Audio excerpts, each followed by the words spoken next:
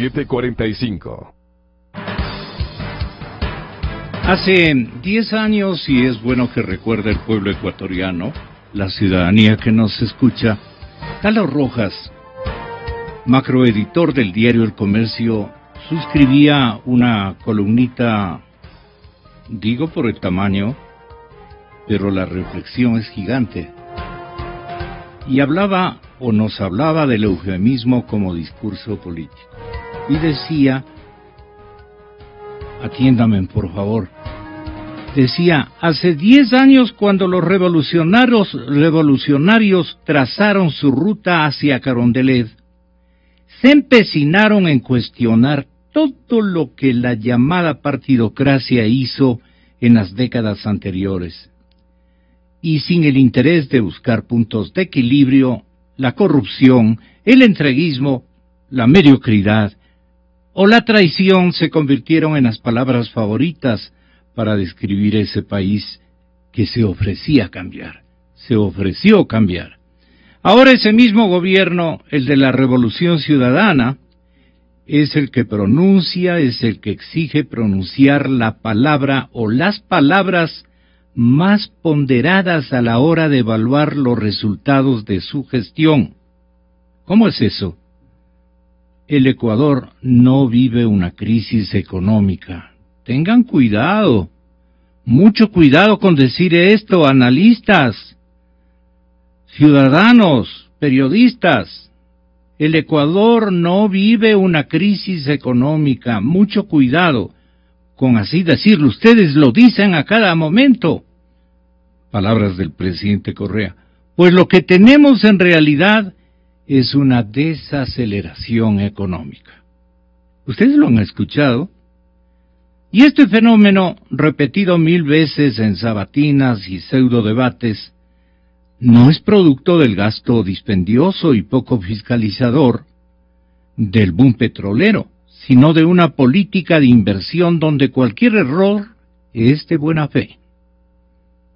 Además, como la culpa es del petróleo barato y del dólar caro, el Ecuador no debe endeudarse para cubrir su déficit fiscal. El eufemismo gubernamental nos explica que el Estado tiene únicamente necesidades de financiamiento. Es lo que yo decía, no son déficits, son necesidades de financiamiento. ¿Qué le parece a usted, señor economista, esta aclaración que hace reiteradamente tanto el señor presidente como sus voceros económicos? Muy pocos que tienen, ¿no? Muy buenos días, Gonzalo. Bienvenido. Buen día a nuestros oyentes, un buen día también a las personas que están en el teléfono. Efectivamente hay algo que me preocupa y es el hecho de no asumir la realidad. Uh-huh. Cuando uno no asume la realidad, se separa de la realidad. Uh-huh. Y eso me preocupa mucho porque en el caso del presidente de la República, el hecho de no asumir la realidad le impide desarrollar políticas públicas para solucionar la realidad. Nadie le está acusando de ser el causante de la disminución del precio del petróleo, pero sí le estamos exigiendo, creo que la sociedad, y hay una encuesta al respecto, uh-huh, le exige que asuma ese principio de realidad y que asuma la crisis. ¿Por qué? Porque hay que resolverla, porque de una u otra manera hay que afrontarla. Si negamos la crisis, ¿cómo la vamos a resolver? Si negamos que en el país hay desempleo y subempleo, si negamos que los salarios no alcanzan el costo de la canasta, si negamos que en este momento las industrias no están en su plena capacidad productiva, los comercios están descendiendo, ¿cómo vamos a resolver los problemas? Los problemas no se resuelven con eufemismos, no se resuelven cambiando las palabras, se resuelven con políticas públicas, se resuelven con acciones concretas del Estado. Necesitamos eso. En el debate anterior lo que la ciudadanía exigía eran respuestas. No que se diga aquí vamos a ser creativos, sino uh-huh, cuáles son esas respuestas creativas frente a los problemas que nos atañen absolutamente a todos los ecuatorianos. ¿Y qué encontramos los ecuatorianos y las ecuatorianas ecuatorianas, que frente a la crisis el gobierno no tiene respuestas, el gobierno no tiene plan B, el gobierno no tiene idea de cómo solucionar las cosas. Mire usted, este momento tenemos una proforma con una reducción de 6.000 millones de dólares que implican ya un ajuste económico, implican que el gobierno para el próximo año va a disminuir la inversión y va a ajustar por el lado de sueldos, salarios, contratación pública, etcétera, ¿no? Y eso tiene efectos inmediatos en la economía, eso tiene efectos en el empleo, eso tiene efectos en inversión, eso tiene efectos en los ingresos de los hogares. Es decir, nos estamos confrontando a un escenario muy fuerte, realmente muy fuerte, de crisis económica para el próximo año. Sin embargo, de eso el gobierno, en la forma que envía a la Asamblea, indica que la economía va a crecer el próximo año. Entonces, los eufemismos esconden una intención de no asumir la realidad, y todo por el ciclo político, todo por las elecciones, todo por ganar las elecciones, todo por la imagen presidencial. Y finalmente, quienes en este momento asumimos el costo real de estos eufemismos son los millones de desempleados y de subocupados que hay en el país, ¿no? Son los jóvenes que no pueden entrar a la universidad, es la inexistencia de políticas en sectores claves como el sector agrario, el sector industrial. Es decir, la sociedad ecuatoriana ya empieza a resentir ese hecho de un discurso oficial que se aferra a la publicidad y que no quiere asumir ese principio de realidad. Y la realidad le está exigiendo, le está diciendo que cambiemos las cosas, que busquemos otras formas, que el esquema que se llevó adelante fracasó, que es necesario innovar de otra manera. Y lamentablemente parece que a la presidencia de la República se le agotaron las ideas, se le agotaron las posibilidades, y entra por lo que el país ya vivió, pues entra por el ajuste, entra a reducir gastos, y nos miente, nos dice que es desaceleración, nos dice que todo ahorro es igual a la inversión, ¿no? Y piensa que con esas mentiras los problemas se solucionan. Pero nada que ver, pues. Las mentiras nos maltrató el día sábado, precisamente en la sabatina, a dos periodistas, compañero Kendo y un servidor, ignorantes, no conocen, no saben, hablan adefesios, etcétera, etcétera.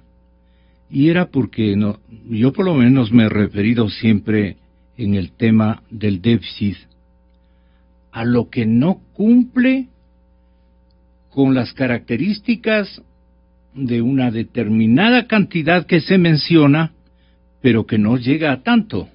El déficit en el hogar, el déficit en empresa pequeña, comentaba yo a la ciudadanía, es un déficit, una ausencia de recursos, el no financiamiento de una complementariedad financiera, valga la redundancia. En otras palabras, cuando los ingresos no son suficientes para cubrir los gastos del gobierno, se genera un déficit. Y entonces, cuando él anuncia que el déficit del presupuesto general del Estado del año próximo va a tener un costo de 29.000, casi 30.000 millones de dólares, él reconoce y admite que le están faltando más o menos unos 6.000 millones de dólares, que es una cifra muy grande, y esto dice que no es déficit, sino necesidad de financiamiento, ignorantes nos dice. Entonces, yo creo que el hombre de la calle o el ciudadano docto, como los colegas suyos que este momento nos están escuchando en la ciudad de Guayaquil, tendrán su propia opinión. Yo no estoy gestando ninguna solidaridad porque yo no necesito que, frente a lo que yo pienso, por sentido común, lo doy un nombre, le otorgo un nombre, pero no es para que me maltrate el presidente tratándome de ignorante económico, etcétera, etcétera. Y yo estoy viendo ya a tiempitos que le caigo en algunas cosas que el que no quiere admitir, que es lo mejor que pueda usted decir, economista Dávalos, o el que no se da cuenta de los renglones en que ha caído, entonces la ignorancia es bastante atrevida, pues no, lógico, pero yo con mis mayores respetos le admito, le acepto de que yo no soy un doctor en la materia, pero me defiendo, y con él hemos aprendido bastante, muchísimo, y las cosas las tenemos muy bien graficadas y muy bien con los nombres exactos, y eso nos ha servido para entender que lo que ha manejado el señor presidente con astucia no refleja la realidad de los parámetros económicos que en un momento dado lo estamos discutiendo. Entonces, saludando a Santiago Bucaram Villasís, al economista Alberto Acosta Burneo en la ciudad de Guayaquil, quiero preguntarles, ¿cómo ven ustedes la situación del presidente en cuanto a que él, tanto en Cuenca como en la sabatina del sábado, busca disimular y advierte que necesita conseguir más o menos unos 6.600 millones que le van a hacer falta para completar la programación presupuestaria del año que viene? Primero, eso para mí es déficit. Para el señor presidente es necesidad de financiamiento. No entiendo cuál es la diferencia. Pues no sé si entienda Santiago Bucaram, pero la interrogante para hacerle una atinada presentación, economista, saludando que usted se haya hecho cargo del decanato y de la dirección del Instituto de Asuntos Económicos de la Universidad San Francisco, prestigiosa universidad que con la Católica están permanentemente librando una batalla académica por mantenerse en los mejores niveles de calidad, ¿no? De calidad educativa para nuestras nuevas generaciones de grandes profesionales. Entonces, Santiago Bucaram Villasís es nacido en Guayaquil, es Bucaram, lleva el nombre de un ex parlamentario y obviamente la tentación es lícita, pues no, Santiago, de preguntarle, ¿usted tiene parentesco con Abdalá, con Santiago Bucaram, precisamente los hermanos Bucaram Ortiz? Muy buenos días, solamente, y perdone para conocer lo del nombre y también lo del apellido, el primero, desde luego. Muy buenos días y muchas gracias por estar por primera ocasión con nosotros, Santiago. Adelante. Muy buenos días, Gonzalo. Muy buenos días, Pablo y Alberto. Muy buenos días a todos los oyentes. Para contestar a su pregunta, sí, soy sobrino de Abdalá Bucaram, mi papá es Santiago Bucaram. Una cosa más, una aclaración. Soy en este momento director del Instituto de Economía de la Universidad San Francisco de Quito, pero no soy decano del Colegio de Economía. La decana del Colegio de Economía es Mónica Rojas. Le pido mil disculpas a doña Mónica y a la universidad y más que todo a ustedes, Santiago. Esto queríamos saber. Santiago Bucaram es su señor padre. El economista Santiago Bucaram Villasís nos hace conocer sus preocupaciones sobre lo que tratamos de entender, unos de una manera y otros de otra manera. Yo diría, y otro de otra manera. Es el señor presidente de la República.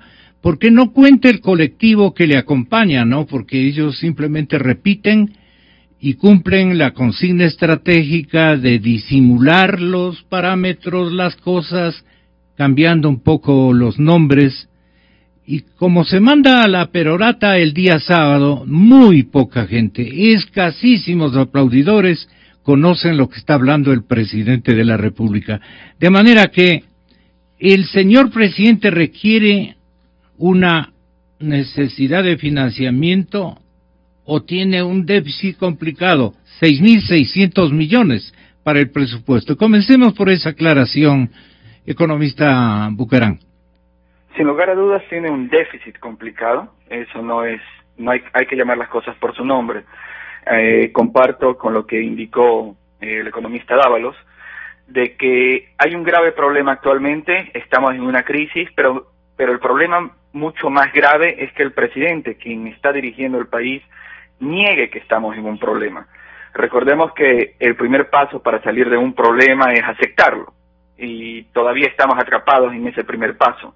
No hemos aceptado que estamos en un problema, pese a que los indicadores oficiales demuestran lo contrario. 2 trimestres sucesivos de contracción del PIB, con perspectivas muy negativas para el 2016, caída de los depósitos en el sistema bancario, desaceleración y en ciertos casos contracción de las exportaciones privadas y aumento de desempleo y subempleo. Entonces, ¿cómo se puede llamar eso? Eso es una crisis. ¿Y qué es lo que vamos a tener? Vamos a tener un proceso de ajuste y más que nada el presidente debería ser lo más honesto posible para que la ciudadanía en su conjunto entienda qué es lo que está por venir. Creo que ese sería el primer paso. El segundo paso ya sería tratar de reconocer que el problema existente, el problema actual, no solamente nace de los efectos negativos de las variables externas, que en este caso son el petróleo y la apreciación del dólar, sino que están muy unidas y en gran medida están afectadas por un crecimiento insostenible de lo que es el gasto e inversión pública. El gasto, lo llamo gasto e inversión pública porque también está ese eufemismo. Muchas cosas que son gastos lo llama inversión, y cosas que se llama inversión lo llama gasto.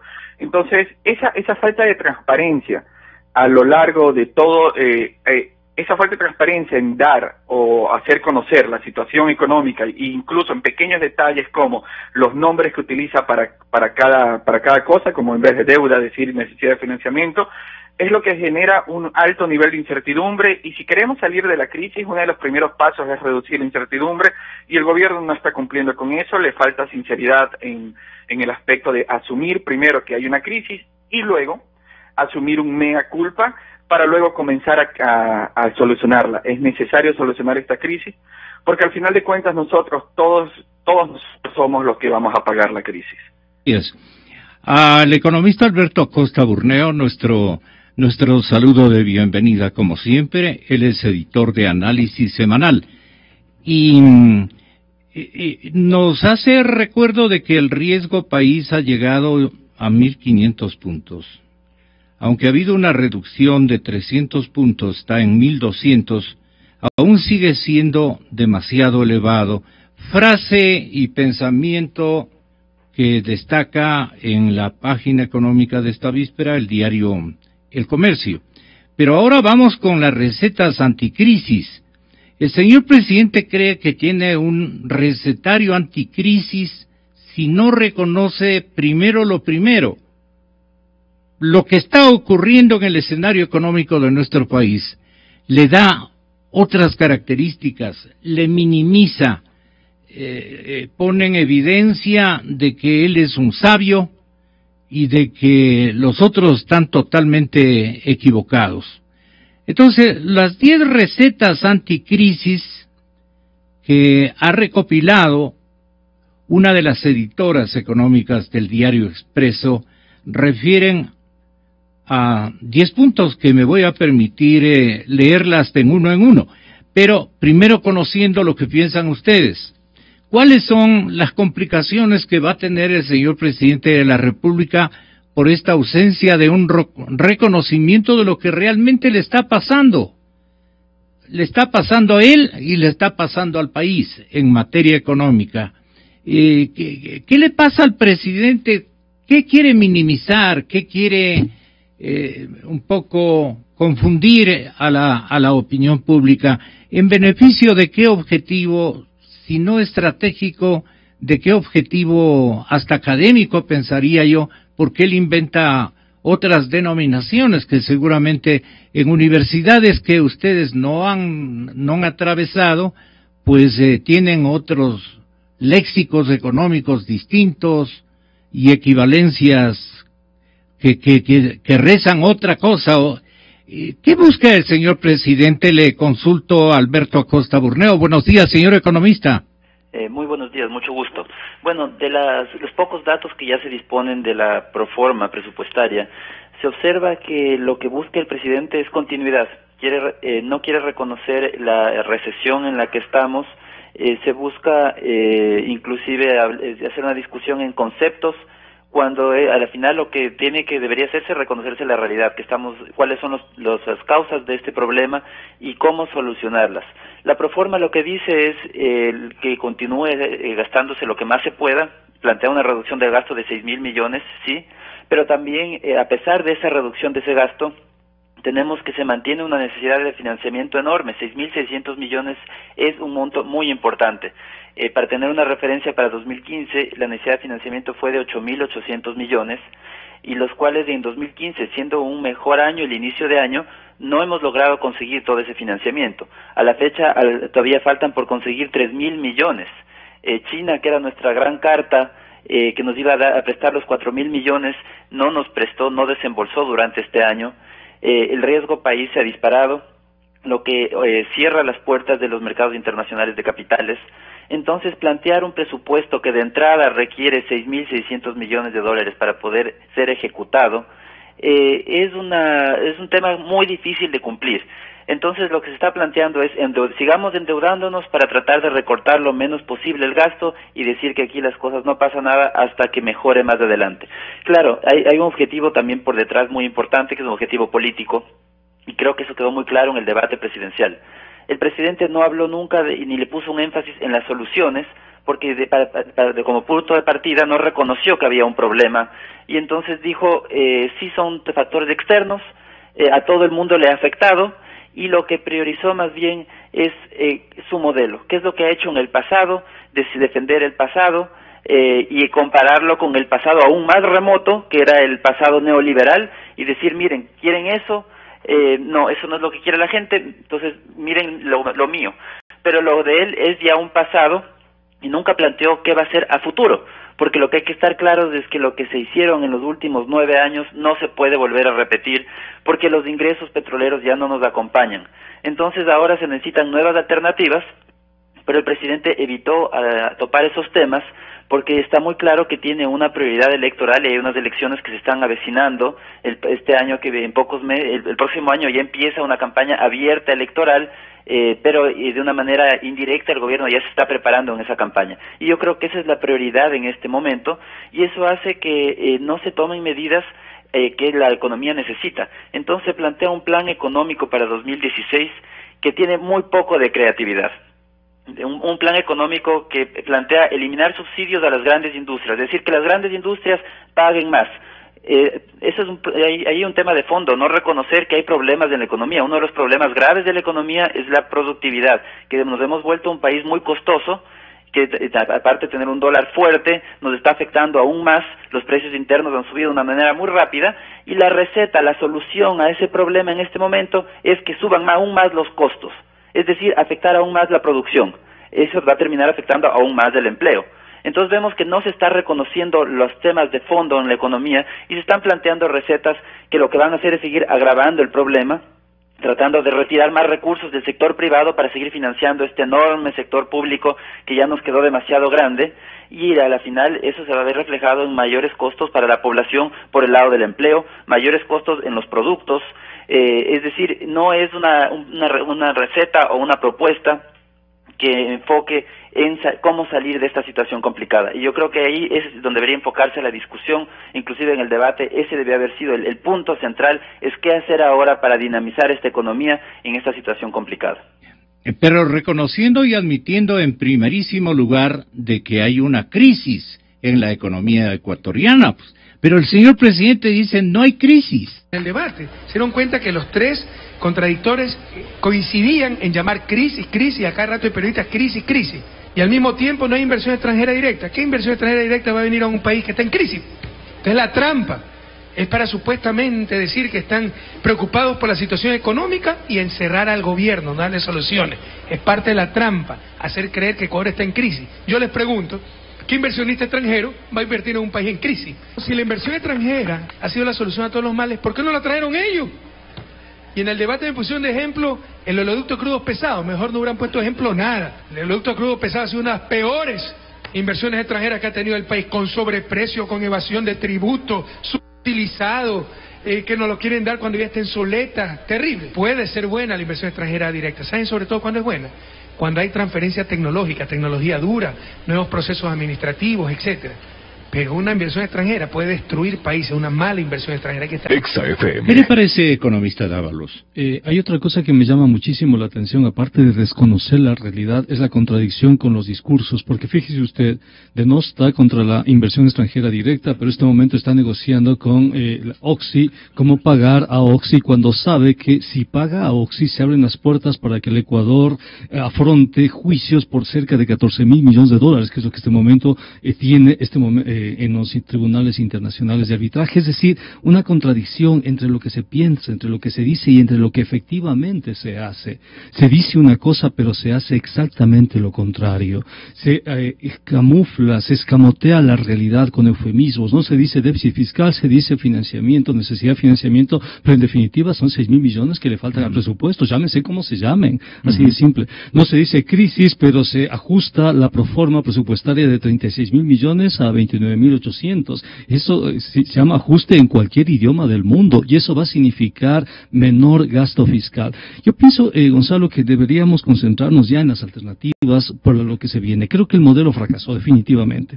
El modelo económico de la revolución ciudadana, por diferentes circunstancias, es un fracaso para la sociedad ecuatoriana. No pudo resolver los problemas ¿cuál sería reales. El decálogo de las medidas? ¿Cuáles son los problemas reales? El problema más importante que tenemos en la economía se llama desempleo y subempleo. Así es. Tenemos la mitad de la población económicamente activa, es decir, más de 4 millones de ecuatorianos que no tienen empleo formal. Y no ha habido política económica que lo resuelva. Y el presidente no está resolviendo. Y no está ayudando a resolver. ¿Va a incrementarse? Y se va a incrementar, pues. En este momento tenemos apenas 46% de pleno empleo. Con las medidas de ajuste que el gobierno va a proponer a partir del próximo año, es muy probable que ese indicador aumente, pues. Porque fíjese, estamos pensando en términos contables. Estamos viendo cómo resolvemos la contabilidad fiscal. Pero no estamos pensando en las personas que se van a quedar sin empleo, pues, producto de esa contabilidad fiscal. Y en los comercios, en las industrias, que se van a quedar sin ventas porque no va a existir la demanda y el consumo, justamente ¿por qué? Porque estamos entrando en la lógica del ajuste. Tenemos algunas experiencias claras y tenemos algunos referentes concretos. El ajuste económico que el país vivió durante la década de los 80 y los 90 fracasó. Eso es absolutamente evidente. Y el modelo político-económico de la revolución ciudadana también fracasó. Es necesario nuevas alternativas. Si usted me dice un decálogo, yo pienso que el primer punto de ese decálogo tiene que ser un diálogo. Tiene que ser un diálogo con todos los ecuatorianos, un diálogo que nos permita conocer, un diálogo que nos permita saber exactamente la amplitud de la crisis y que nos permita de una u otra manera proponer alternativas. ¿Cuáles son las alternativas? Primero, resolver la crisis sin golpear el empleo, Gonzalo. Es lo primero que tenemos que hacer. Tenemos que efectivamente transparentar, ¿no?, las cuentas públicas sin generar desempleo. Es decir, si vamos a reducir en 1.500 millones el gasto corriente, significa más o menos 50.000 personas que se van a quedar sin empleo. Hagamos entonces un plan de mitigación, pues, para esas personas. Mitiguemos esas personas que van a perder el empleo. Y también con las empresas que van a recibir 1.500 millones menos en ventas. Hagamos un plan de mitigación y transparentemos las cifras, Gonzalo. A mí me parece que las cifras. Lo mejor que podríamos hacerle pensar a la ciudadanía es que las propuestas y los apoyos sector por sector podría ser una buena escuela para poder salir, digamos, y es la que sugiere precisamente la compañera Sara España de la redacción de Diario Expreso. Por ejemplo, mi cordial bienvenida, señor doctor René Ortiz, muchas gracias por estar aquí. Tenga la gentileza, usted, queridísimo Santiago Bucarán, tenga la bondad.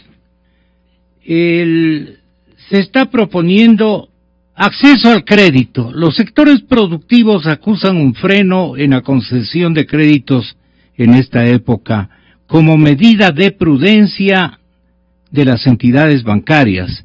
Eso es lo que dice César Robalino.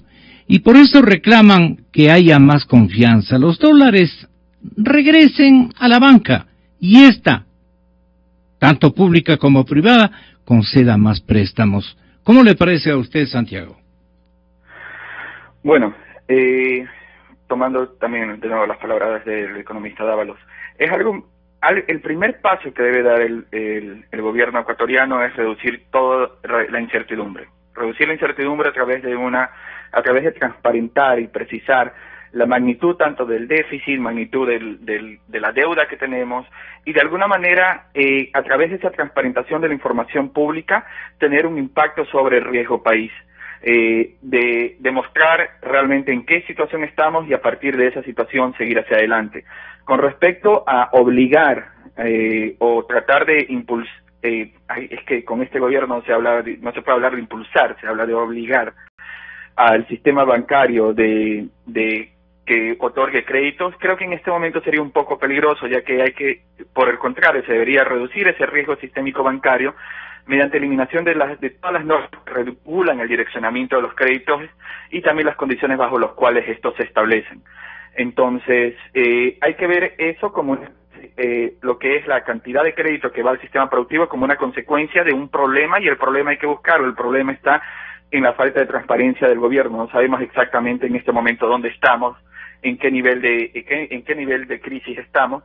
No sabemos incluso cuál es la cantidad de deuda que tenemos, ya que todo lo que son los acuerdos, las preventas petroleras no están dentro de la estructura de deuda. Entonces hay que primero transparentar, reducir la incertidumbre, y luego, cuando esto ya pase y se tenga un panorama claro, el sistema bancario podrá ajustarse a esta nueva realidad y podrá dar u otorgar los créditos en la cantidad que sea ellos puedan otorgar, porque también hay que recordar esto. Si nosotros exigimos al sistema bancario que otorgue créditos al sistema productivo y ellos no están en la capacidad de hacerlo, estamos afectando a los depositantes. Entonces esto es algo que hay que equilibrar, tanto lo que es las necesidades del sector productivo como la seguridad de los depositantes. Entonces hay que tener mucho cuidado con eso.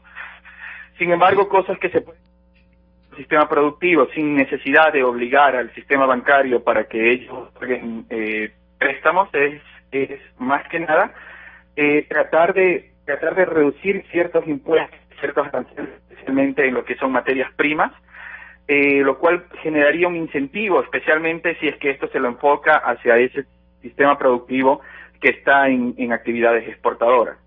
Ahora, con respecto ya a situaciones de largo plazo, recogiendo lo que dice Alberto, algo que se debe hacer inmediatamente y también recogiendo lo que dice Pablo en lo que respecta al desempleo y subempleo, una de las grandes distorsiones existentes en la economía es justamente el gobierno. El gobierno creció en una alta cantidad, pero no solamente creció en cantidad de empleo, sino en el sueldo.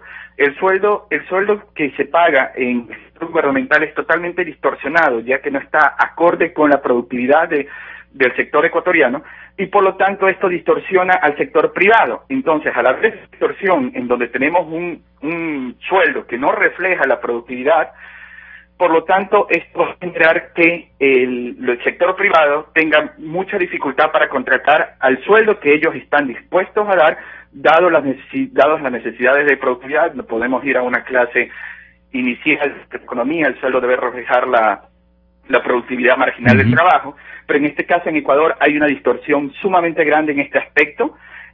Una de las razones fundamentales de por qué hay este empleo, de nuevo, una distorsión generada por una política del gobierno que está altamente apalancada en un crecimiento del gasto público, en gran medida como un respaldo a su política, a su estrategia política de clientelismo. Otro elemento que sugieren los compañeros de Diario Expreso, me voy al 9, menos impuestos.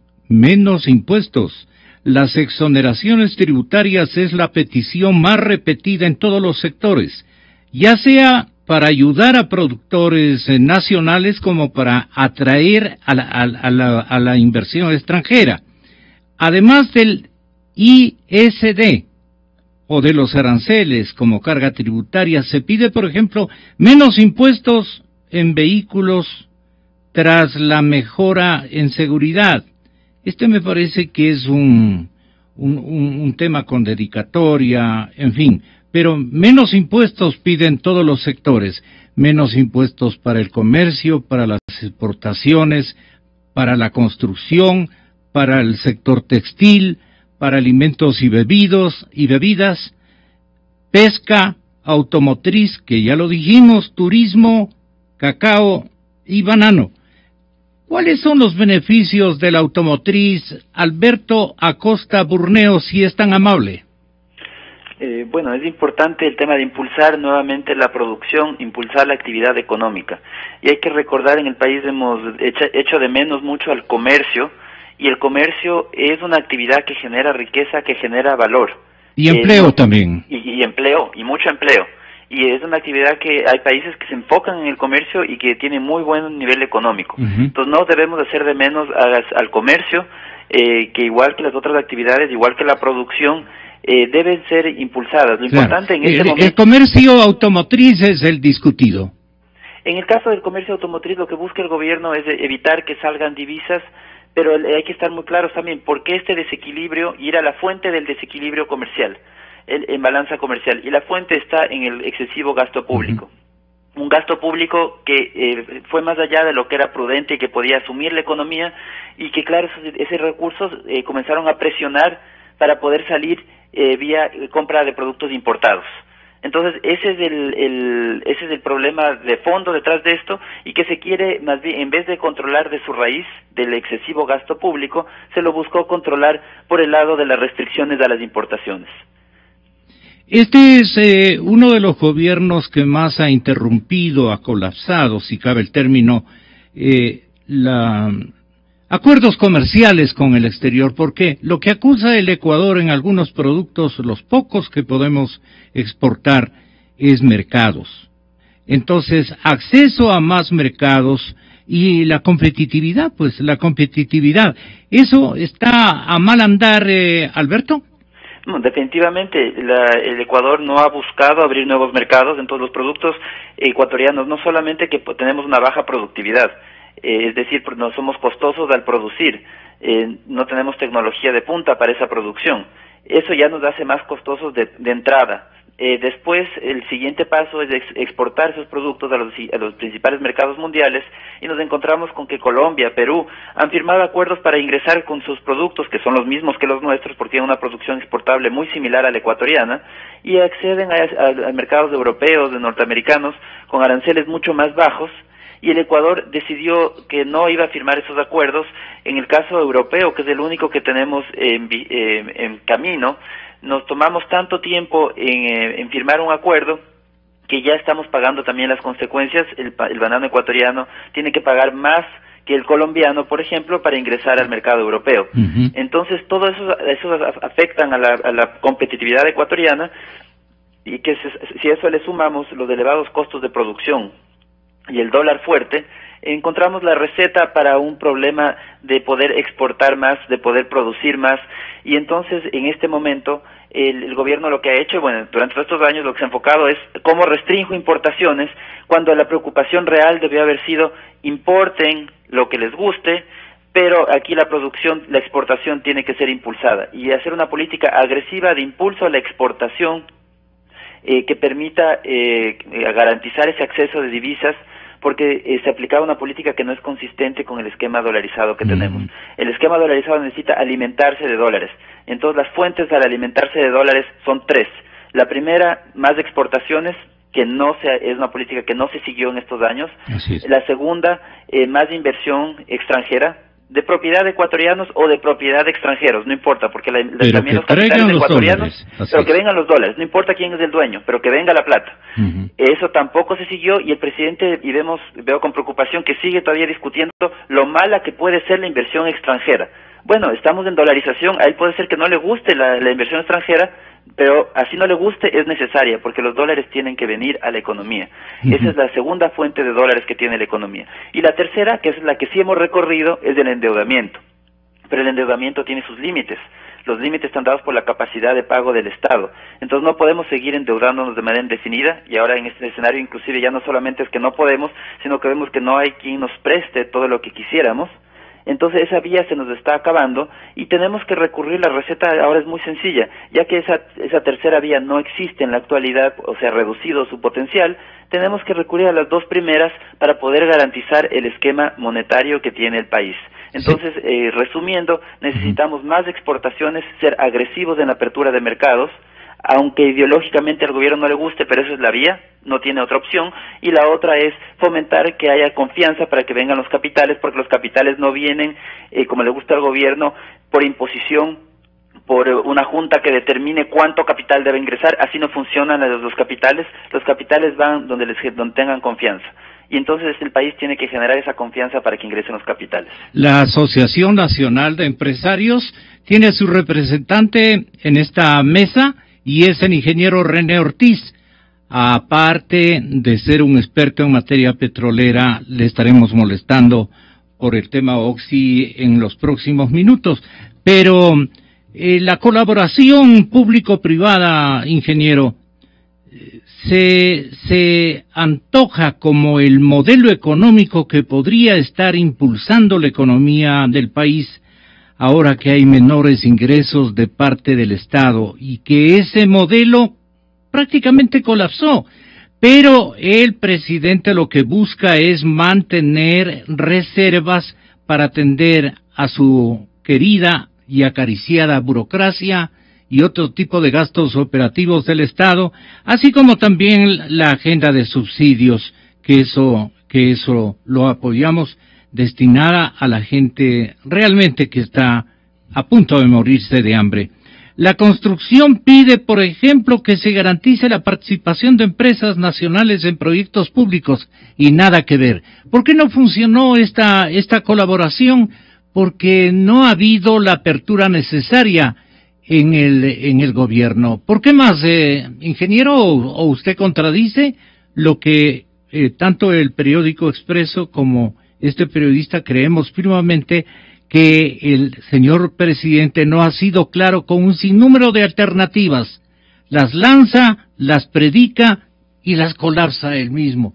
Les detiene hasta con un simple pronunciamiento, desanima, desmotiva a la gente que ya estaba con ganas de traer su dinero, de armar montajes empresariales mixtos. No dio resultado.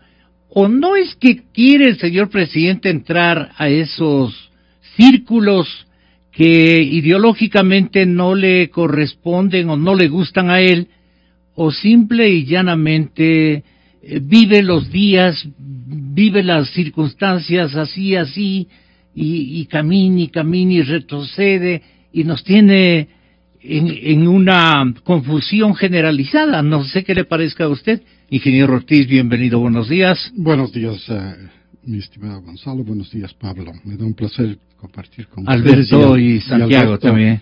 En Guayaquil. Permítame señalar que siento verdadera desolación.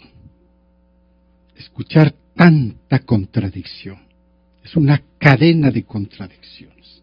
Y lo que eso crean, solamente 4 funcionarios de gobierno, comenzando por el jefe de gobierno y los 2 ministros de Economía del área económica, que en el conversatorio del miércoles 28 ponen dudas y desconfían sobre la eficacia de la inversión extranjera directa como un motor de desarrollo social económico de una nación, transmitido esto internacionalmente por televisión.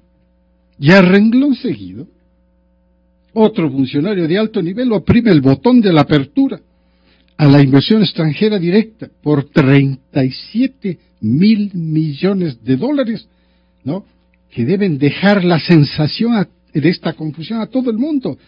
¡Qué desilusión! ¿Usted cree que esto se puede manejar así?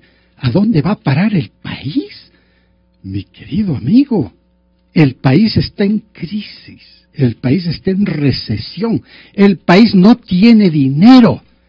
Perdón, subrayo. El gobierno no tiene dinero, el fisco no tiene liquidez.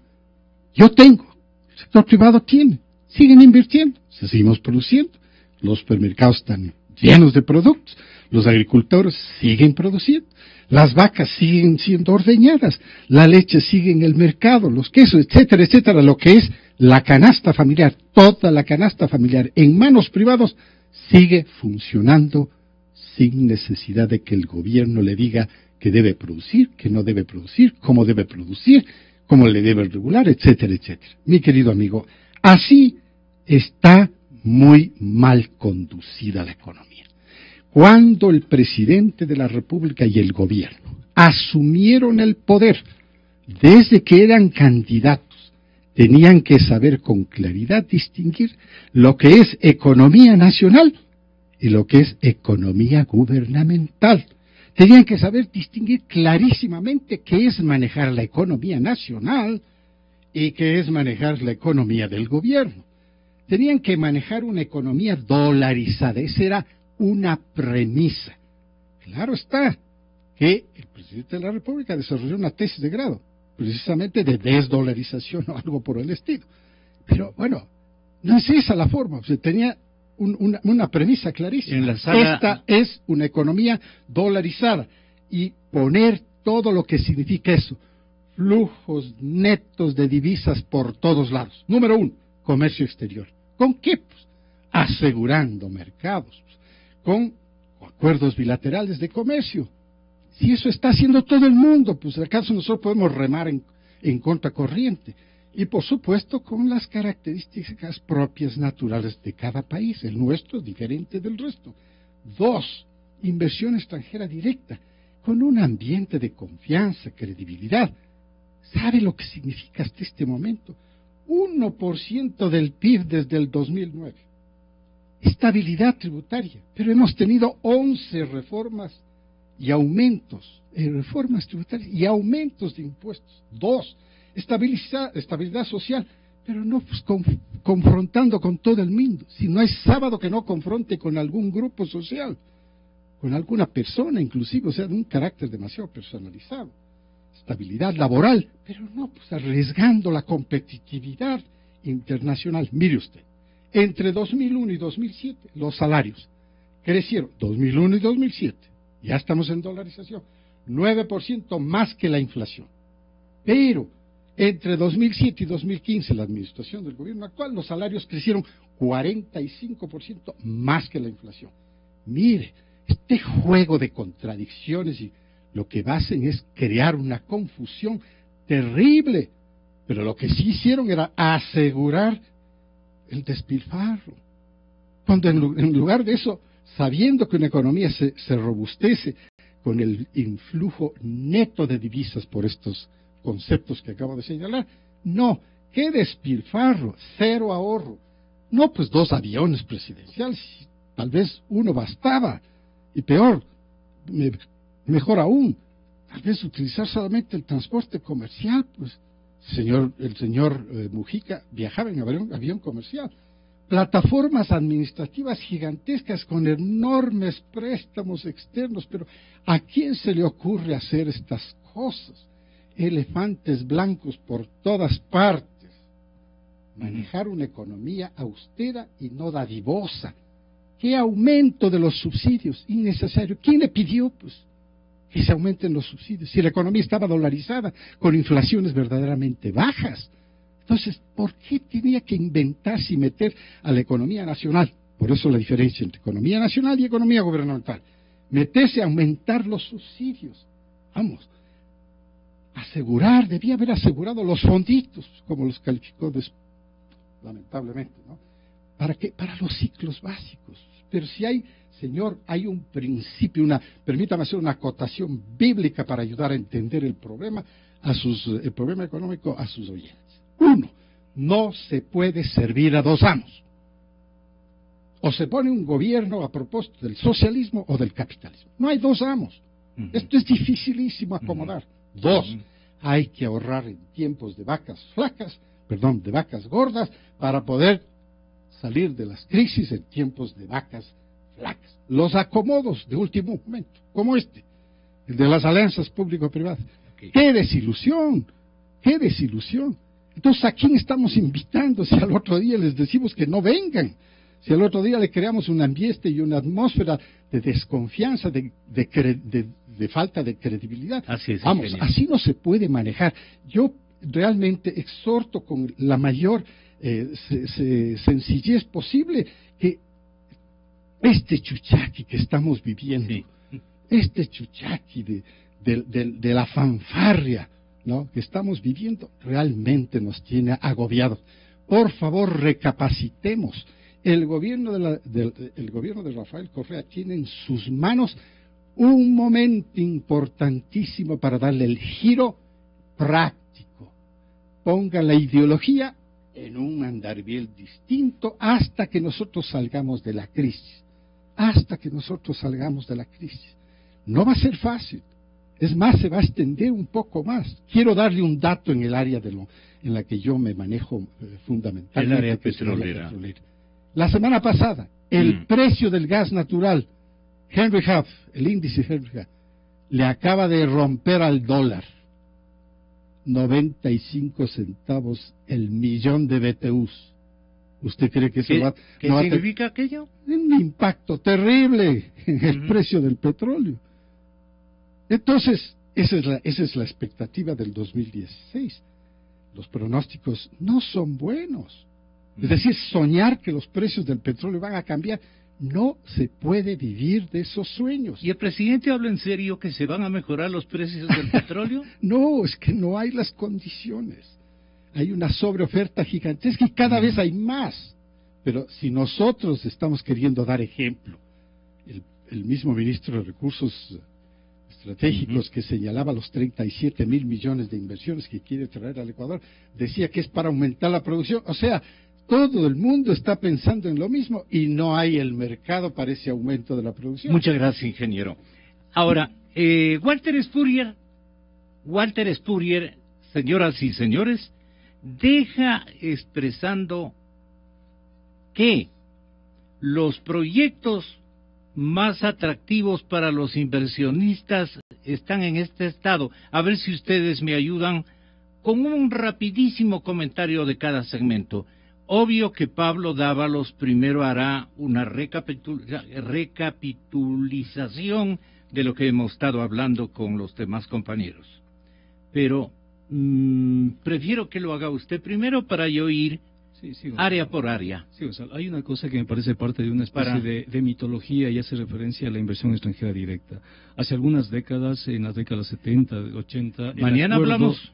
El acuerdo de Cartagena, Gonzalo, tenía la decisión 24 que prohibía la inversión extranjera directa, porque la inversión extranjera directa era considerada como una amenaza en procesos de industrialización. Es lo primero.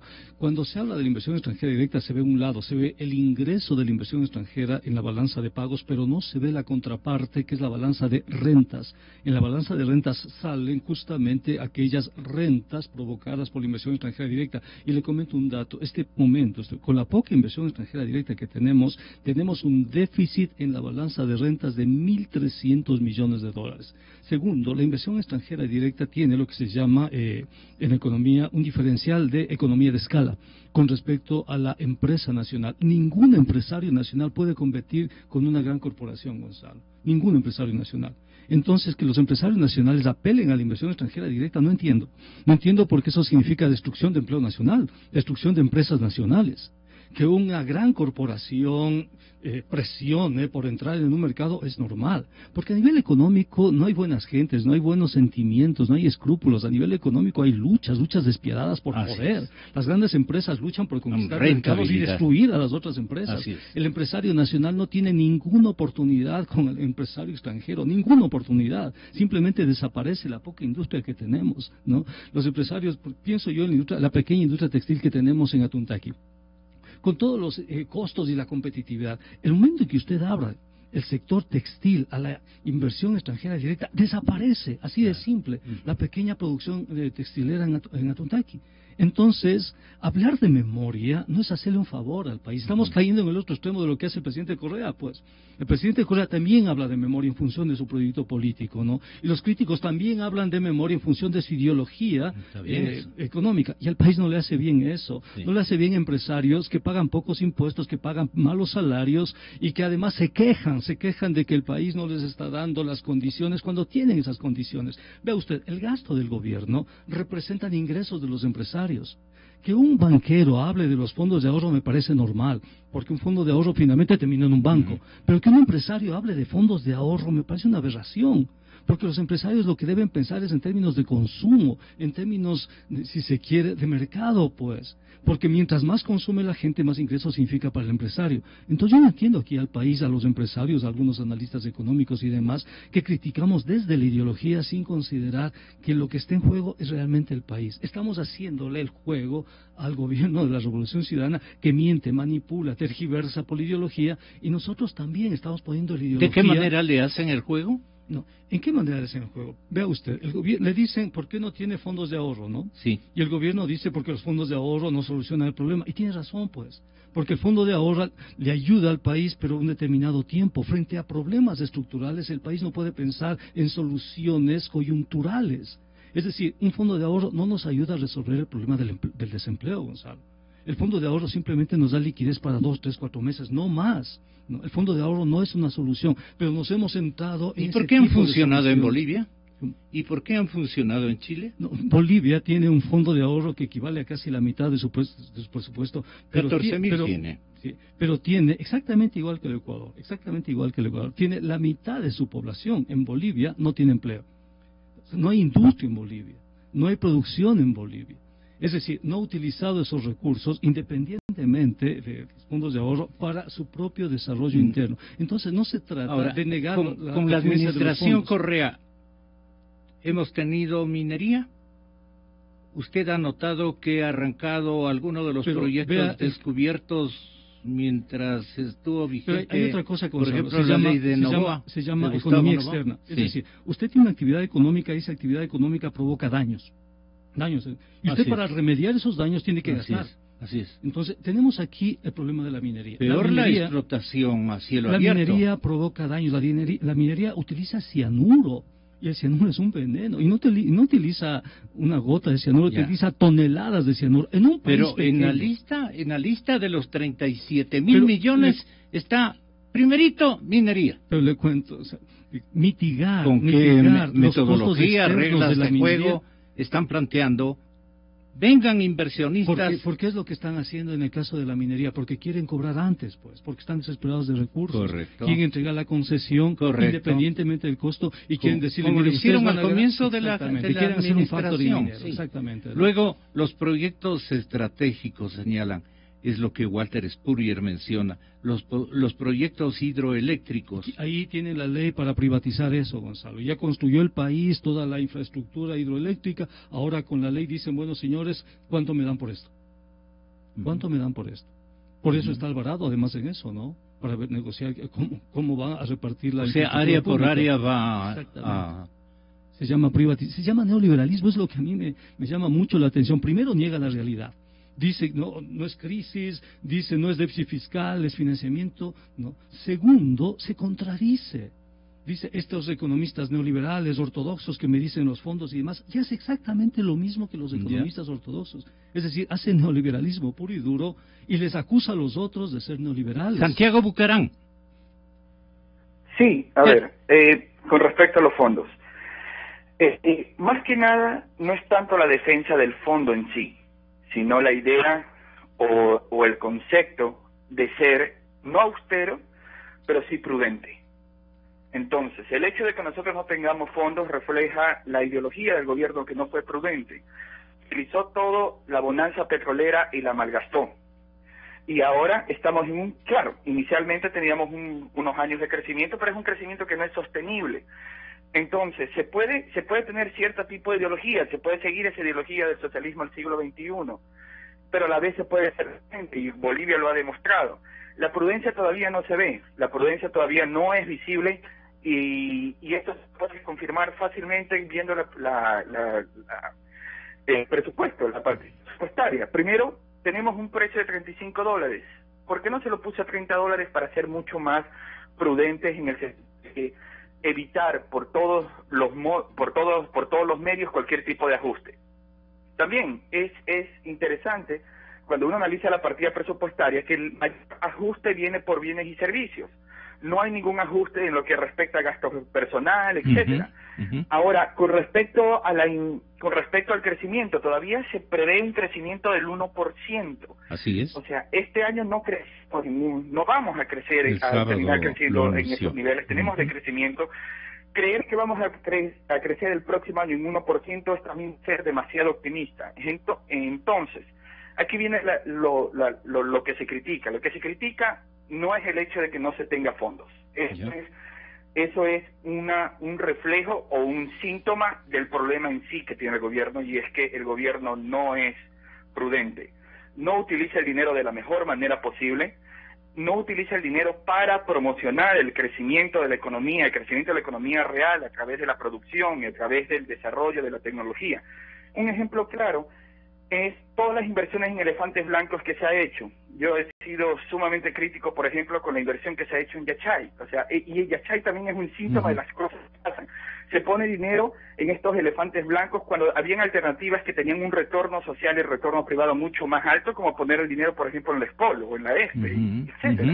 Así es. Y esa es la tónica de este gobierno. ¿Por qué él ha tenido siempre, me refiero al señor presidente de la República, ha tenido una especie de obsesión con determinadas políticas de apoyo, que las escuelas del milenio le salen cada 15 días otra obsesión, pero no pasa de, digamos que de 6 obsesiones? Yo no he escuchado una séptima. ¿Qué se llama eso? ¿Repartir el dinero por gusto, por obsesión, porque él piensa que se resolverían los problemas del país? Posiblemente. Adelante usted. De hecho, eso es una tara mental muy común en varios policymakers alrededor del mundo. Es lo que se llama el culto al cargo. Que no es otra cosa más que esperar que inversiones en industrialización nos va a sacar del subdesarrollo, lo cual no es así y está más que comprobado.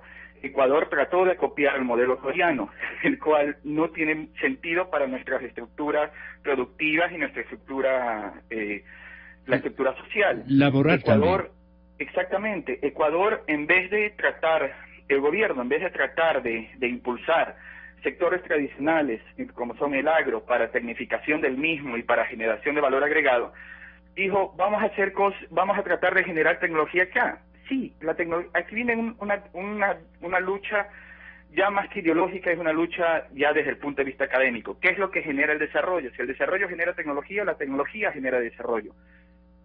Yo estoy en la línea de que el desarrollo es lo que genera la tecnología, y primero hay que generar ese desarrollo para poder llegar a esos niveles de tecnología. Es un proceso que es pausado y continuo, no se pueden hacer saltos, porque en el momento que uno trata de hacer saltos, lo más probable es que termines en un hoyo como estamos actualmente. Y el gobierno, de nuevo, volviendo al tema de los fondos, en el momento, todas estas cosas, esto de que no tengamos fondos, esto de las inversiones en elefantes blancos, refleja un problema que es mucho más, que está mucho más más metido en la ideología misma, y es la no prudencia. Y en este momento lo que se necesita es signos, señales de prudencia, señales de que que en este momento de crisis se va a manejar la economía de una manera mucho más cuidadosa de la que se ha manejado, aceptar de que no se la ha manejado de la mejor manera y seguir hacia adelante. No es una búsqueda o no es una lógica de que este es un cambio hacia una nueva ideología. Gracias, liberal. Santiago. No.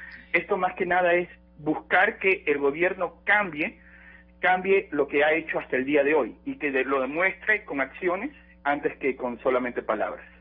Prudencia también es no endeudamiento externo, porque en obras, las obras se requieren, pero no con más endeudamiento externo, sostiene Walter Spurrier. Usted que conoce más su pensamiento, Alberto, ¿estoy en lo correcto o él señala otra cosa?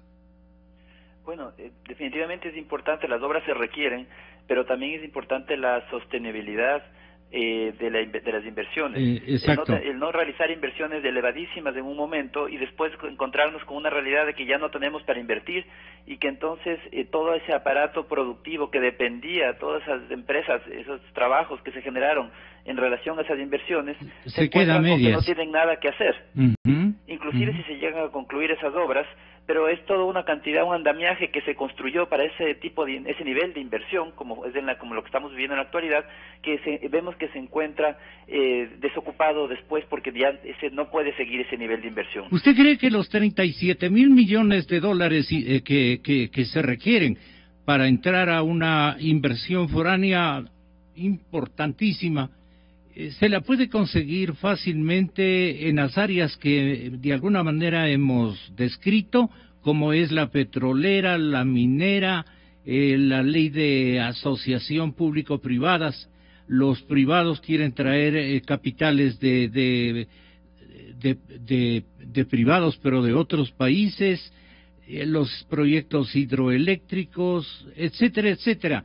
Eso es conveniente endeudarnos para el mañana con dineros del exterior y no ser prudentes, ser sensatos, digamos, para hacer una selección adecuada de lo que realmente nos conviene este instante para reactivar la economía productiva, que es lo que más nos interesa por generación de empleo y porque allí radica nuestra vocación. Bueno, yo creo que lo importante es liberarnos un poco de estos fantasmas del pasado, de estas falsas dicotomías que tiene el país y que este gobierno ha sabido explotar muchísimo con objetivos políticos. Por ejemplo, la dicotomía entre capital y trabajo, entre las empresas y los ciudadanos, entre los ricos y los pobres, entre la inversión extranjera y la inversión nacional, que las plantean siempre como opuestos que no pueden convivir, que si a la una le va bien es porque a la otra le va mal. Y eso no es verdad. Por otro lado, la inversión extranjera, lógicamente la inversión extranjera, si es que por ejemplo ingresa $100, la inversión extranjera espera recuperar, no espera recuperar 80 y sacar después $80, espera sacar 150 o $200. ¿Y por qué saca más que el dinero que entra? Es natural, porque generó riqueza. Esos $100 que ingresaron al país, en el país se transformaron en 300, generaron riqueza, generaron empleo, y la empresa recibe un rendimiento por esa inversión, y es natural, toda inversión se realiza para obtener un rendimiento, si no, no se realiza. Entonces no se puede esperar que una empresa que invierta en el país saque menos dinero del que metió. Entonces no hay objetivo en la inversión. Y el que saque más dinero del que invirtió no es malo para la economía que recibió esos capitales, porque en todo ese transcurso se generó muchísima más riqueza que el dinero que está sacando la otra empresa, y ahí está el beneficio de la inversión extranjera. Pero claro, el gobierno no quiere reconocerlo, lo ve con recelo, no entiende cómo funciona esto de la producción y de la actividad empresarial privada, y en realidad en este momento el país tiene un potencial enorme para recibir inversión extranjera, pero para eso se requiere también una normativa adecuada. En minería, por ejemplo, tenemos una ley que el gobierno la calificó como de las más duras a nivel internacional. Claro, tan dura que ningún inversionista llegó. Entonces vemos que no se ha desarrollado la minería como se había planificado. En petróleo, también una ley muy estricta que beneficia de todos los precios, de excedentes de los precios al Estado. El resultado, por ejemplo, la explotación en el suroriente no ha continuado, no se ha incrementado las reservas de producción ecuatoriana de una manera significativa. Entonces vemos cómo se ha ido cerrando las puertas, se ha construido todo un andamiaje legal que priorizaba al Estado y solo por excepción permitía que entre el sector privado. Sí. Lo mismo sucede en hidroeléctricas, en electricidad. Es del Estado y por excepción puede ir el sector privado. Entonces, claro, eso funcionaba muy bien mientras el Estado era un Estado rico, boyante. Ya no es ese el Estado que tenemos, ahora tenemos un Estado pobre y tenemos que ver cómo seguir invirtiendo, porque la economía no puede quedarse esperando a que el Estado vuelva a ser rico en la siguiente bonanza que podrá venir, no sabemos en cuánto tiempo, ojalá que no sea en los próximos 20 o 30 años. Claro, ¿qué prioridad para el país frena, que hace que colapse, si es posible chantajea el gobierno al desechar o al retomar, digamos, los proyectos de ley que hablan de la plusvalía y las herencias y que no quieren retirarlas para aumentar la participación en proyectos públicos? Entonces, la construcción, por ejemplo, está solicitando a gritos desechar estos proyectos de plusvalía y herencia. Sin embargo, después de que se abrió un poquito a esa posibilidad, volvió a la carga la administración Correa y dijo, no, eso es de elemental importancia ideológica y práctica en el sentido económico. ¿Qué le parece a usted, cortito? Definitivamente hay una incongruencia entre lo que se dice y lo que se hace. Por un lado se aprueba una ley de alianza público-privadas y por otro lado se continúa con los proyectos de herencia y plusvalía, o el discurso del presidente va en contra de la inversión extranjera. Yo creo que hay que aclarar qué es lo que queremos y hacer y que haya una coherencia entre el discurso y la práctica, que eso es lo primero para generar confianza o para saber a qué nos atenemos, pero no tener este doble discurso de por un lado decir que queremos inversión, pero por otro lado decirle no queremos. ¿Para qué se aprobó esa ley de alianzas público-privadas? Yo creo que los resultados van a ser muy escasos porque no estamos sabiendo generar un ambiente de confianza, el gobierno no crea ese ambiente de claridad en qué es lo que los actores económicos pueden esperar, y es la base fundamental para la inversión. A continuación, la adjudicación y construcción del metro de Quito. Nos visitan 2 concejales y el expresidente de la Cámara de la Construcción, ingeniero Hermel Flores. Señoras y señores, volvemos ya mismo con ustedes.